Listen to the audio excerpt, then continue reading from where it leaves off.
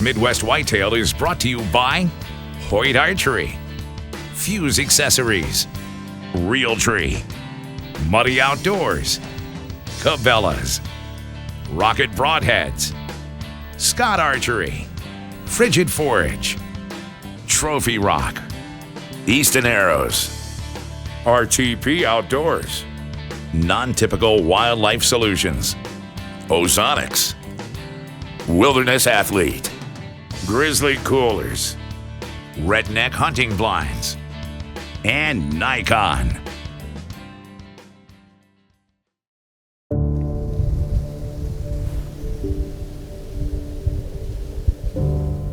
Well, it's just getting light here on November 12th, and the anticipation for this hunt could not be higher. We're hunting a buck we call Lockdown. We're nervous, excited, and hopeful. There's not a lot of times you can go into a hunt and say you have a legitimate shot at killing a buck of this caliber. We've hunted in here 3 times, and 2 out of those 3 times he's walked right by this stand up the ridge here. We hope that he comes strolling through this crossing down here, either with a doe or just cruising by himself. I feel privileged to even be hunting a buck like this, but now we just gotta seal the deal on him. I can hear something over here, Taylor. Walking up the ridge.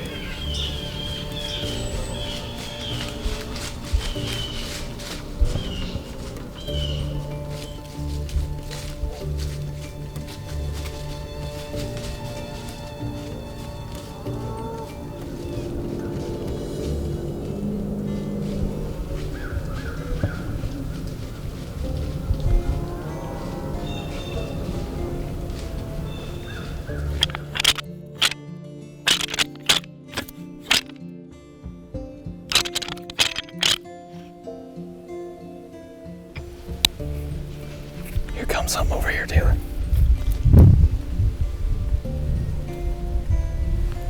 Here he comes.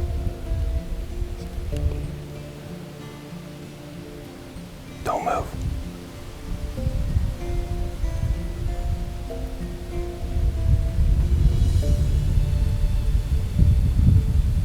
I need to grow, but that doe is right there. Well, after the encounter with that buck, we were kind of thinking back to our encounters last year. And we remembered on November 9th, the morning of November 9th, we had an encounter with that buck. And he ended up doing the same thing last year. He ended up chasing a doe in and then just kind of slipped around the ridge, just too far out of range. So we decided to name this buck Slip, because he slips around the ridge and then he just kind of slips out of our fingers. You know, if he'd followed the doe in, we would have killed him 2 years in a row now. So, but it might have been a blessing in disguise that we didn't harvest him last year, because that deer blew up. But I think around 4 hours left, so hopefully within the next 4 hours at least, Lockdown or Slip will come in. We'll just have to see what happens.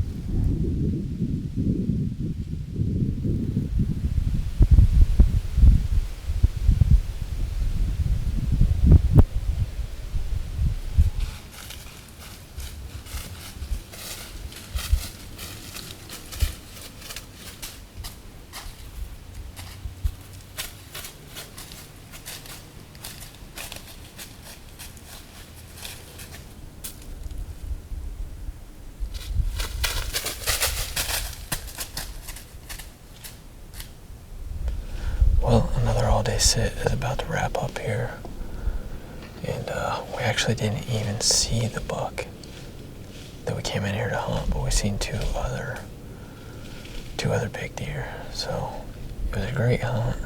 You know, tomorrow's a new day. I think we can come right back in here. So with that many big deer in the area, I think we will probably be doing that. So we decided to go back to work when we thought when we thought lockdown was going to start, but I'm starting to wonder if that might be a bad decision, because we've actually been having good luck with those coming by us. So you never know, we could definitely put one on the ground tomorrow morning.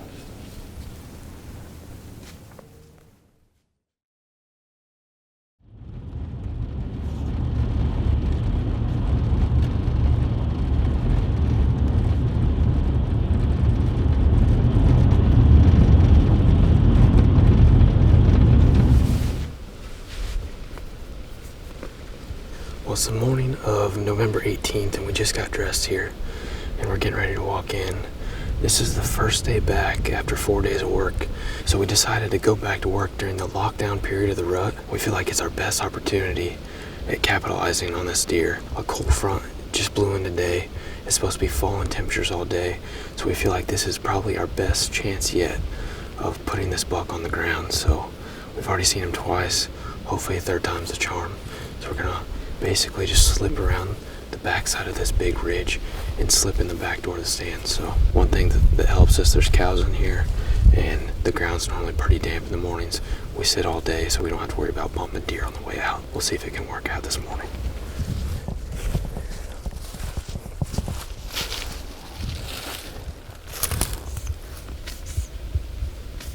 Seems pretty consistent. One thing we've noticed with this spot is, since we moved up the hill, the wind seems to be a little more inconsistent than it was down there, which doesn't make sense. So what we're thinking is, it was just really high gusty winds that day out of the southwest. So it might have been coming over this big ridge over here and then kind of having a little backdraft the other day. So we decided, that was November 13th, and we decided just to get out. That way we didn't ruin the area. So we got out really early, and we're back in here today. I'm checking to make sure the wind's going to be consistent because we have really gusty winds today also. But one thing that has changed is out of the west. So I'm hoping that since there's not much of a terrain difference from that direction, that a west wind will stay consistent here. And so far so good. I think we'll be fine with that. It's about the best wind we could possibly have because the crossing's down here. There are deer that come from this way in the mornings, and we have the crossing down here, so we're hoping all the deer are on this side of us. Whether that happens or not is another story. This is a pretty aggressive set, but I think we're going to have to be aggressive in order to kill this deer.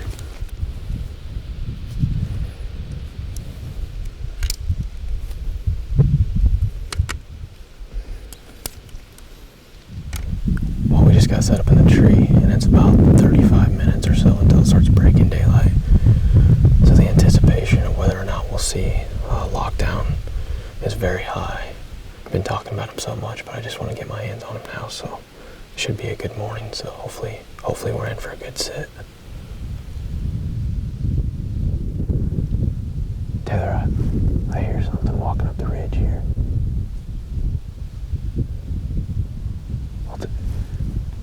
There's a doe right here, coming up the ridge right beside us. Oh my gosh, he is right behind her, Taylor.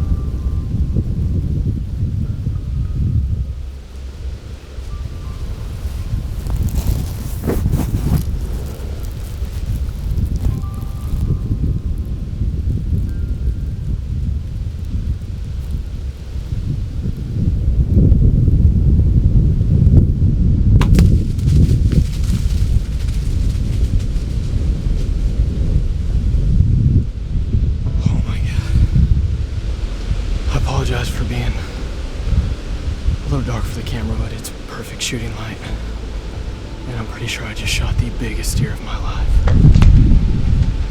He came in with a doe.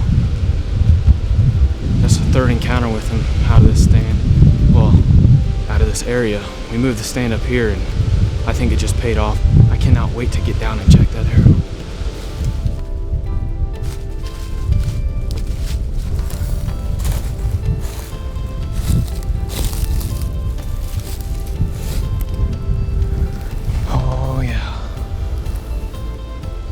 I just shot the biggest deer of my life.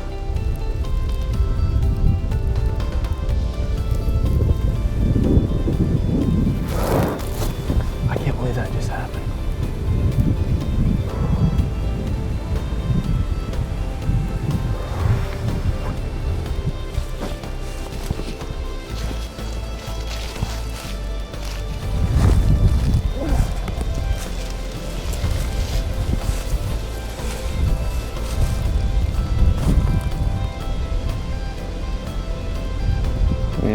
It's covered. Looks good.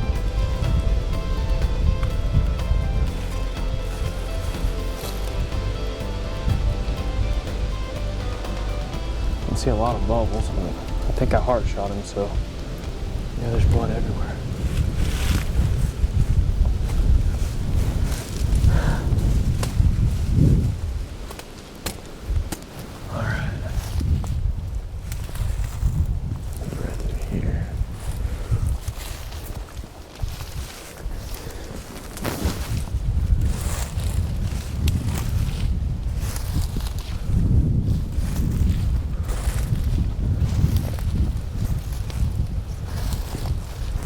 He didn't go, oh my gosh, he didn't go, I don't know how we didn't see him go down. He didn't go 30 or 40 yards. Oh my gosh. Oh man. Oh my goodness.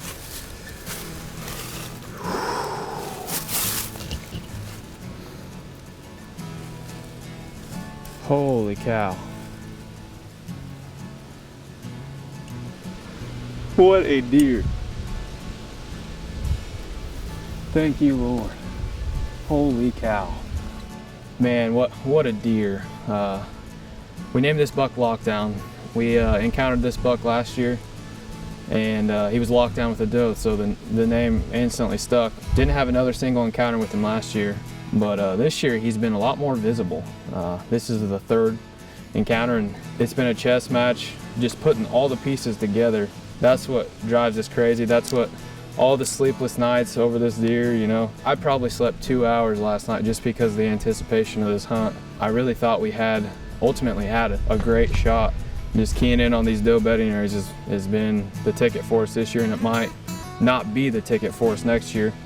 But as a hunter, you dream of stuff like this, and you never think that it's going to happen to you. And it's just been one incredible year, and I can't even put it into words for us. That this deer probably put on 70 inches from 4 to 5. I would have never guessed that this buck was going to turn into this, but I can't thank our family enough for, you know, helping out with Huxley and just allowing us to do what we love.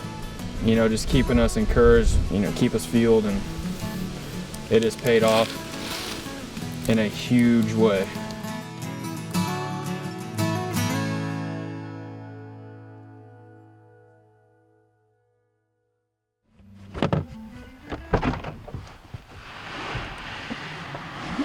During these past few years, both Taylor and Caleb have had a great run of killing some great bucks.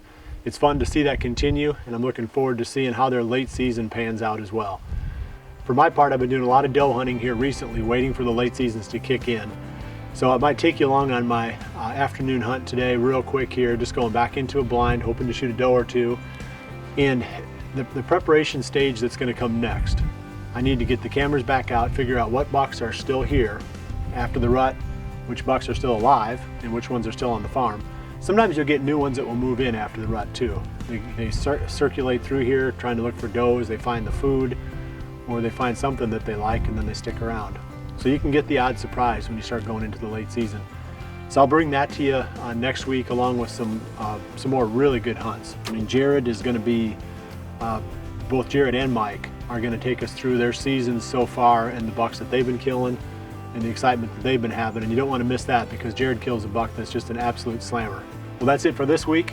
I'll see you right back here again next week for the next episode of Midwest Whitetail. And remember to always dream big.